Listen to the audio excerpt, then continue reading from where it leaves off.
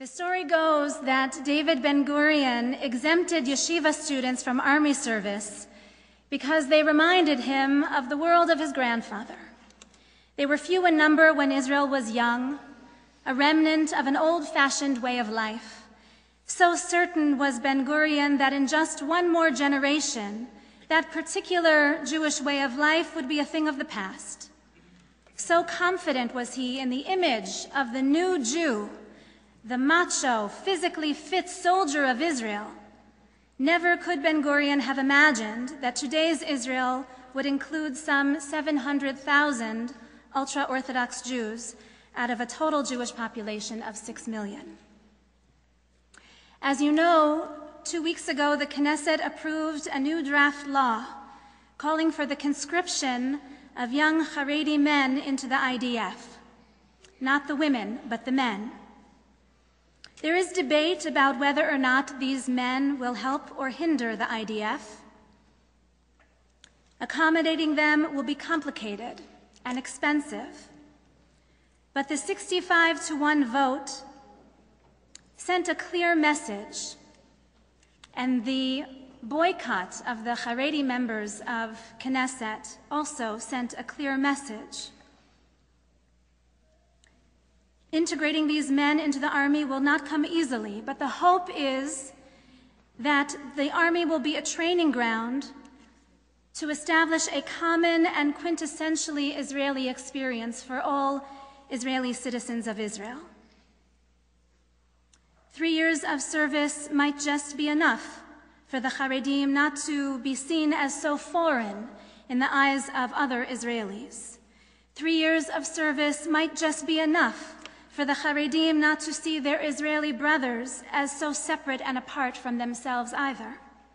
A common experience, a common uniform may just provide enough common ground to tighten the gap between Jew and Jew in Israel. And the ripple effects will certainly be felt here in the diaspora as well.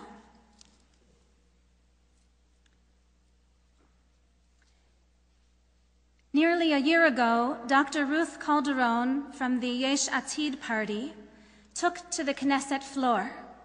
It's the custom that every new member of Knesset gets a chance to introduce him or herself to the Israeli parliament with a brief address. She leveraged every second of her allotted time. First, she told of her Israeli lineage, born in Tel Aviv to a Bulgarian father and a German red-headed mother. Her parents made Aliyah as teenagers. They met during the British siege of Jerusalem. He went on to defend Gush Etzion during the War of Independence and then went to study agricultural science and became a global expert in grain storage. In many ways, Calderon's story is typical Israeli, a blend of Ashkenaz and Sephardi, traditional and secular. But then she described a turn in her life. She said her public school education in Israel delivered the spirit mitanach ad palmach, from the Hebrew Bible to the secular defenders of the Zionist dream. But at one point in her adult life, she found there was something lacking. And so she did something daring and bold. From the podium of the Knesset, she described, as she held up a volume of Talmud, she said, "The country's founding generation realized their dream and became a courageous, practical, and suntanned soldier. But for me, I contained a void. I did not know how to fill the void, but when I first encountered the Talmud and became completely enamored with it, its language, its humor, its profound thinking, its modes of discussion and the practicality and the deep humanity and the maturity that emerges from its lines, I sensed that I had found a new love in my life. I had found what had been lacking." Ruth Calderon went on to earn a PhD in Talmud at the Hebrew University, and in 1989 she established a pluralistic and egalitarian Beit Midrash in Tel Aviv, designed to bring classic Jewish texts to the so-called secular Israeli population. Calderon is right at the center of a Jewish renaissance in Israel. For decades now, she is inviting and reintroducing Israelis to Jewish sources so that their modern, complex Israeli lives can be infused with the Torah they also desire. She said that day in Knesset, "It is impossible to strive toward the future without knowing where we come from and who we are, without knowing intimately and in every particular the sublime as well as the outrageous and the ridiculous.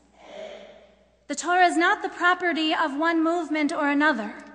It is a gift that every one of us received, and we have all been granted the opportunity to meditate upon it as we create the realities of our own lives. Nobody took the Talmud and rabbinic literature away from us. We gave it away. With our own hands, we gave it away when it seemed that there was another task more important and more urgent, namely building a state, raising an army, developing agriculture and industry.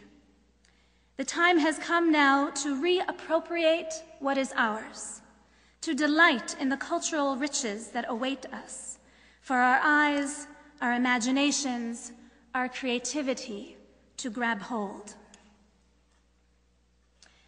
These words, which became a YouTube sensation, seem to echo the reflection of Rabbi Yitzhak Rabin when he famously said that in the first decades of the state, we had to teach our children how to be Israeli. But now, we have to teach our children how to be Jewish. Can we say the same? Holy Blossom Temple is Toronto's first synagogue, founded in 1856. Can we say that in our first 100 years or so, we had to teach our children how to be Canadian? And now that we are so thoroughly integrated, so completely at home in this good country, thank God, now we must turn our efforts to teaching our children how to be Jewish?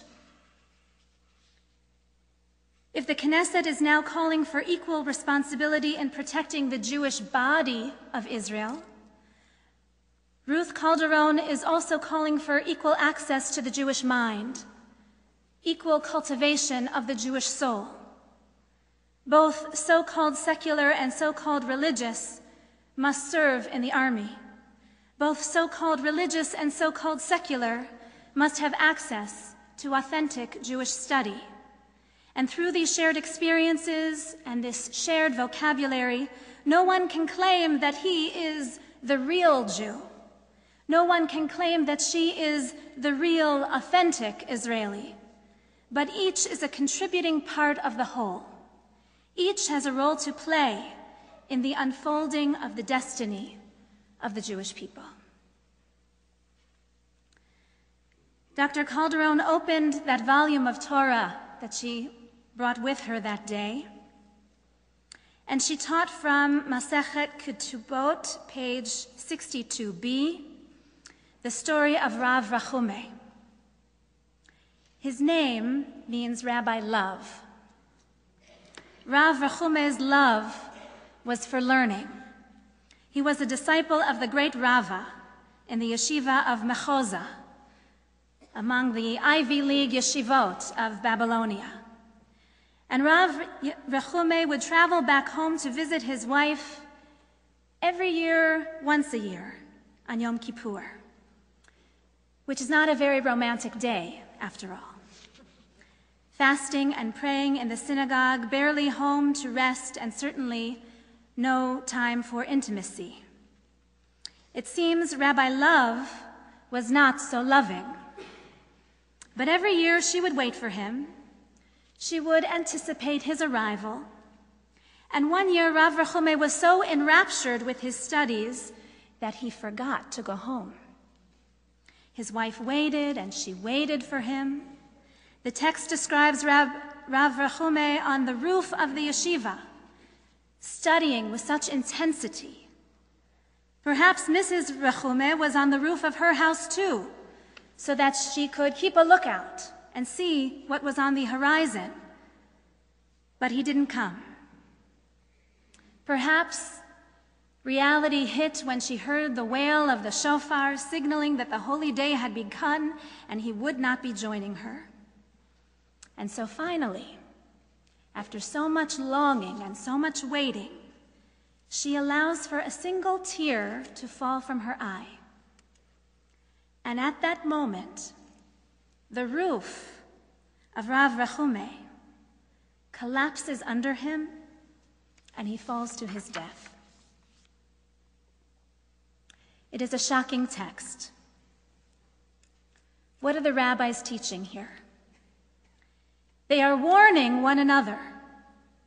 Be careful of the seduction of Torah study. Don't forget your wife and your family. Don't forget your responsibilities to this world. Rav Rechume may have been dressed all in white on that night of Kol Nidre on the roof, under the stars, close to God, close to heaven itself, fasting and pure and exalted. But the weight of that single tear rolling down his wife's cheek was enough for that roof to cave in under him. The Talmudic sages warn, do not cut yourself off from this world, its pleasures, its responsibilities. Calderon's interpretation of this text brilliantly applies to this moment in the life of Israel today. She says, we have to know that we depend upon one another. Without one another, we will fall. And we have to understand one another. That day in Knesset, she called for understanding. She says, one might feel that he is carrying the burdens of army and work and heavy taxes, while the other gets to sit all day in yeshiva and live off government subsidies. But the other feels that he is carrying the burden of 4,000 years of sacred Jewish text and tradition. And that is a heavy load. He fears that if he didn't devote himself day and night, all would be lost to the pages of history, soaked with Jewish tears. And the other gets to sit on the beach and travel to exotic places, free from the disciplined restrictions of a religious life. Calderon said to Knesset and to World Jewry, until we understand one another, until we understand the burdens that each carries, we will never see how we depend upon one another. Our fate, our survival, our fulfillment depend upon one another. So friends, I ask today, where are we in this story?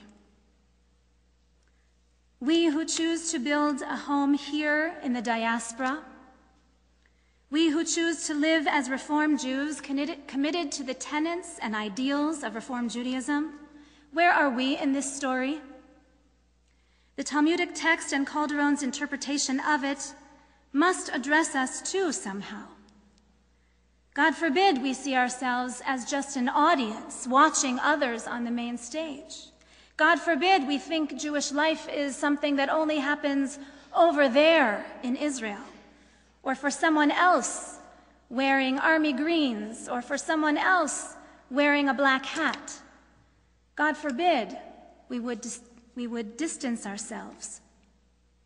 We liberal diaspora Jews must also actively claim for ourselves a place in the rhythms of Jewish life. We must also claim for ourselves literacy in sacred Jewish texts. We also must make sacrifices for the whole. Each of us has a role to play in the unfolding of the Jewish narrative. Each of us has a mitzvah to fulfill, a measure of insight to contribute, a moment of leadership to devote to strengthen and secure our people, present and future. Will we place ourselves at the center of this story, or are we watching from the sidelines? Do we place ourselves on one roof or another, or are we off at a distance?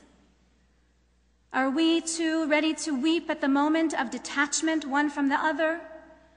Or are we cool, calm, unmoved by the urgency of this Jewish life? Do we want to run to catch that tear before it falls? Do we want to run to speak words to cajole and persuade Rav Rachumi to get himself home? This excerpt from Talmud does not have the happy ending we long for. There is no sweet reunion this time. There is no embrace, no romance for the couple called Rechume, for the couple called love. It's the kind of story we read and we want to press the rewind button. Let's play it over again. Let's make it right somehow.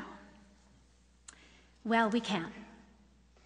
Not for the likely fictional characters called Rechume, but for ourselves in our own day, right here, right now. We can jump into the scene. We can step into the frame of Jewish life and play our own part as best we know how. We write the script we wish to deliver. We choose the costume we wish to wear. We develop the character we each wish to play, the person we wish to become. And we each do our part to move the dramatic and beautiful storyline from here to there to eternity.